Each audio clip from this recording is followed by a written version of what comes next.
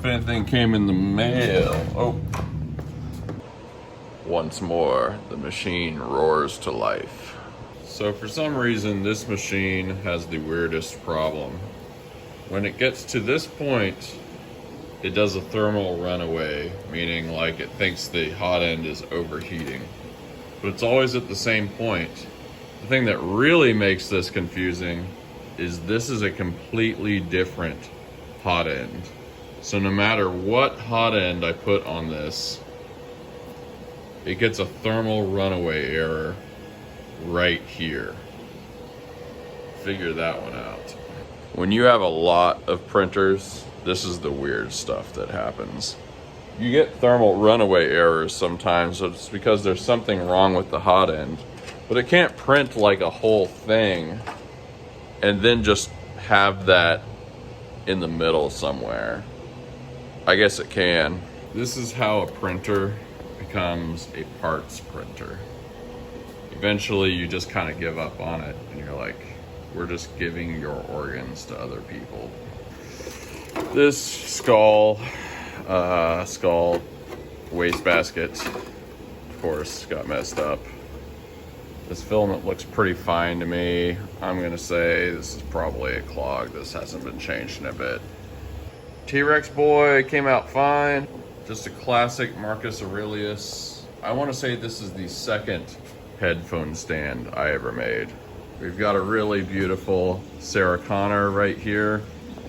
Fun fact, I know somebody that lives next to Linda Hamilton, the actress that played Sarah Connor. She was in other stuff too, but that's what people really know. And you guys may have noticed the Chuck Norris, holding Chuck Norris picture. I was trying to get a similar thing for Linda Hamilton for a while there. I wanted a picture of her holding her from the Terminator series. And so my friend in New Orleans, he is a boat captain, and he was trying to sort of talk to her. They like run into each other sometimes when they walk dogs. Then he just never got back to me. I guess he doesn't really know her that well, and probably approaching her about some kind of product deal is maybe something she gets a lot or doesn't like doing or something like that. But that almost happened is what I'm trying to say. This is a classic Freud. Haven't sold one of these in a while, but used to be more popular. Still a very fun thing with the cigar and all that. Another Sharko. This hammerhead came out perfect. Sometimes these supports get messed up. That's the most common thing with this, and thankfully that did not happen. This is the first successful print of the new giant printer, and it performed admirably. That's really quite nice, actually. This is the first filament snapping of the new formulation of filament, which is kind of disappointing. Really doesn't happen too often. And this T-Rex skull is about done. We got some stuff in the mail. Got two of these CR10 Pros. They were 90 bucks a piece. And the reason I got these initially was I was going to use the control boards to construct S5s with. But I found enough used S5s, I don't really need to do that. But I think I'm just gonna keep these because I can print things with them, as you can with many printers. For 90 bucks a piece, a CR10 Pro, even though it's not what I would normally use, I'm sure I can get it to print some useful things. And listen, I keep saying this, but this Christmas could be bigger than any Christmas before. Dude, somebody just bought another coffee cup. It's going to Cedar Park, Texas, which is great because that's close. That means the label won't be expensive. Sometimes with the big things, like if you're shipping that thing to Alaska, it's gonna be 150 bucks easy. So you really can't even do those orders a lot of times. But yeah, It's so cool that the coffee cups keep selling, man. It's a $300 item. Like, and people are just buying it like regularly. The thing that's so cool about that is, like, I made this business off of stuff that's like this. You know, this is like a $40, $50 item. Back in the day, these were like $30, $35, something like that. Some of the ones like these Moais are smaller. But I wouldn't have guessed that people would really buy something that's $300 that's 3D printed, you know, but like they are. And what that tells you, I mean, I've kind of discovered this with the sharks and things. They're not that expensive, but they're more expensive. What that tells you is that you can sell things for $300 as long as it's really cool or just super useful. Like, there are people who will buy that. So that just makes me want to make more big, ridiculous things. Man, stuff is selling like nuts. So here's the thing I've been meaning to do for a long time. I just had to change the nozzle. This was where the Celtic Skull trash can was. And there was a big clog, so we snipped off the end and put a new nozzle in. But I've kind of thought, like, I don't want it to be that the only time I do that is when something fails. Like, I don't want the things to fail at all. And I want to be able to prevent that. So then the question is, well, how often do you do this maintenance stuff? And I don't exactly know. So what I'm gonna do is start keeping track of how many, you know, every time there's a new nozzle, how many prints do I do with that before I have to, like, you know, do the maintenance stuff. So it might be like there's 10 prints, you know, I print 10 things and then, like, the thing messes up. So that will tell me about how many, you know, about how often you want to, like, change the nozzle and stuff. I've been meaning to do this forever, and we're going to. We're about to print something on here, so we are going to do a tally mark. I don't buy that much stuff off of Amazon in general. If I can kind of find something somewhere else, generally I'll buy it. Kind of like Walmart. It's like, maybe I'll go to Walmart for something, but it's kind of a scummy company. I'd rather go with somebody else.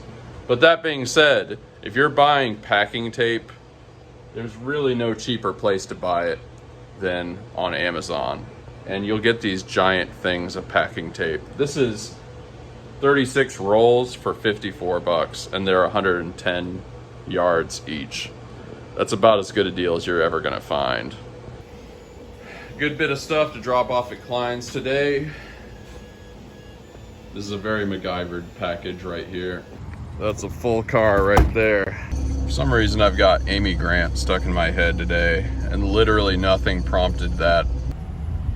So we got that trip to Dallas tomorrow to get that S5, and I need a new tire, as you might remember. I think we're getting coffee from here today. This is like a block away from the shop, and I never come here.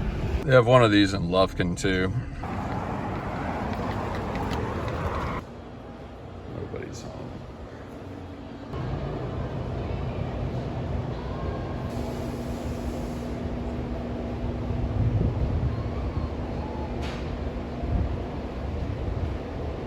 I sort of don't know why I don't come here. Somebody eventually came out. I don't know why I don't come here more often. Because it's actually pretty good coffee. Un bien café. You know, a lot of people will say they want to be seen. They want to be validated. But then sometimes they meet somebody who actually, for the first time in their life, does see them. And they kind of don't like that. You know, they don't like what that person actually sees. Sometimes the illusion is a lot more comfortable. I think in a lot of ways, that's what the internet has done for at least Western society. There are a lot of, like, comfortable illusions that we were all living with and didn't even know it. And now it's like taking an antibiotic. You think that's gonna be really good, but it also affects your gut bacteria, which you need. You know, you don't want to just kill all the bacteria or you would definitely die. Here we are, llantas usadas. Man, I hope they have my size, because it is a pain. Otherwise, I mean, maybe I could just buy a new tire, but I really don't want to do that. I don't even know how much new tires are anymore. Even used tires have gotten a lot more expensive. Man, back in my day, you could get a used tire for 30, 40 bucks all day long. In fact, if you paid 40 bucks, it's like, oh, well, this thing better be like pretty much brand new. Nowadays, it's like, you're paying like 40, 50 easy. They didn't have any used ones, but they had a new one for only 95 bucks. So I guess that's all right. They have this vending machine in here. I used to have like 20 of these. During the time I had my vending machine business, people were upgrading to a chip in the bill reader that allowed you to see $5 bills, to accept $5 bills. That was kind of the new thing. Give them a shout out. Yeah, I love this place. Very good service. They don't just keep you waiting arbitrarily, and they're very polite. Car's already driving nicer. We are ready to go to Dallas tomorrow. We're technically going to Richardson, Texas, which is like I think it's a suburb of Dallas that's closer to where we're at, but it's a little less than 3 hours away. I didn't want to try and do that with a spare tire on. I don't know if you guys have ever thought this or gotten this impression, but if it seems like I'm a good person to go on a road trip with, it's because I am. My last tour as a musician was 10,000 miles. And I did that with a guy who was my opening act, basically. If you think if you're driving 5-6 hours and you think that's a real road trip, man, you haven't lived until you've hit the 10K mark. We did 23 shows in 10 different states, going coast to coast. But we had a real good time on the road. We were always talking about, man, after 10 hours of driving, like, you just start talking about some crazy stuff. It was a real bonding experience. I highly recommend. And it's that time again. The only family crisis I'm facing is how long it's been since I've been to the thrift store. By the way, that's the new tire. Isn't it beautiful? Me. Okay, that is mandatory. The world's oldest folding chairs. No way. Very nice. Actually, sort of like that. Oh man, I've never regretted something not being my size more. Man, that's nice. Look at that. Man, lava lamp number 4. All right, that's enough screwing around. It's time to actually go do some work. I am really glad I got the tire thing figured out though. Tomorrow's little day trip should not be any trouble. This may not precisely be a lava lamp exactly. It's a glitter lamp. But that's still pretty cool. Look, I hate to do this. We'll have the hat for this section. But I'm gonna have to finally swap out this freaking motor. This thing has been creaking and making horrible sounds, and now it's basically not working, so we just gotta do it. If you're asking why I didn't really want to do this and why I've been putting it off, sort of, it takes like 3 hours to do this. And I've got to go on that trip tomorrow and get as much stuff done today as I can. So there's just never going to be a convenient time. We just got to do it. Actually just shipped something to Muncie, Indiana, which is where my grandpa is from. I think Muncie was famous for something called the Muncie transmission. I believe that's something they had in old muscle cars, like old Corvettes. We used to really make some stuff in this country. I meant to get a look at this morning and just make sure everything's there. Okay, all these things are kind of bigger than I thought they were. Yeah, it looks like all the things are there. I guess these have build surfaces instead of glass, which is fine. Even got like all the little tidbits and the card and everything. I have so many USB cables I don't need. If anybody out there needs some USB cables, I will gladly sell you like a trunk full of them. All right, we're just gonna dive in. First thing you gotta do, of course, make sure all the plastic is out of the hopper. We're gonna tilt it over and get all those plastic beads out. I like just getting a box or something and kind of like brushing all this stuff out. It's also worth noting, you should get some kind of surface that you don't care about to do this on. All of this is like very finely ground up plastic. Normally with a Philibot EX2 extruder, you have these sides and they're held together by rivets. I removed that for greater airflow, and it has made the motor last much longer. As you can see, I put the date on it where I installed that, and that was more than 5 months ago. So normally the motors really last like 2 or 3 months, something like that. So that really was a good thing to do. Okay, we got the bottom bolt nice and tight. We're gonna do the top two. I don't even think I'm gonna do the fourth one down there because that's how much I hate doing it. And 3 points of contact ought to do it. Also, the Woodruff key is nice and lined up. So we gotta put the grub screw after that. Then we're pretty much just packing everything up and bolting everything together, and it's good to go.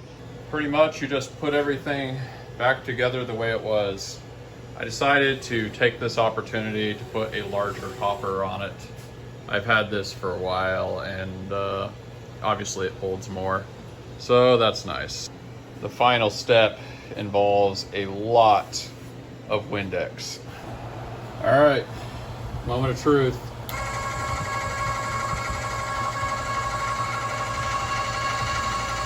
Yep, I mean, that's working. Putting through a little purge material just to kind of take the opportunity. Now you may hear that motor sound and think that it's unpleasant, but that's what a happy motor sounds like. So this motor, instituted in March 25th of this year, has ceased to be. It is a dead parrot. This motor is brand new, just beginning its journey. And we shall mark it 9-1-2-4. Actually, it's the 4th. So 9-4-24.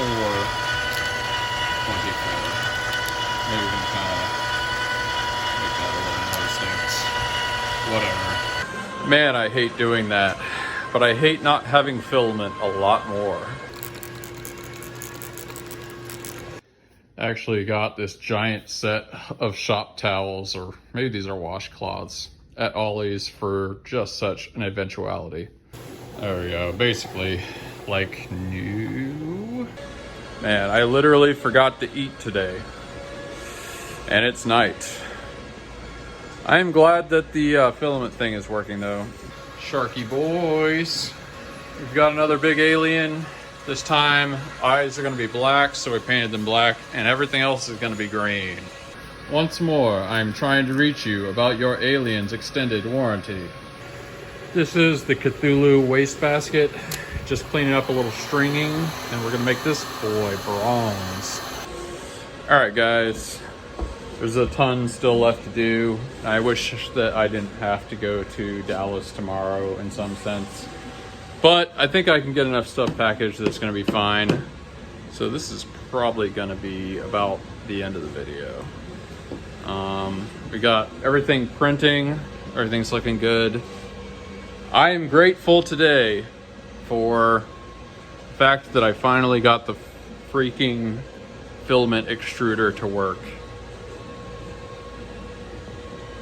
And I'm glad that the new printer is acting right. And I'm grateful that the videos are getting more views and that you guys are leaving comments and I get to read cool stuff, because that wasn't a thing 2 months ago. Leave in the comments what you're grateful for or what's going on in your life that you can be thankful for. Peace out.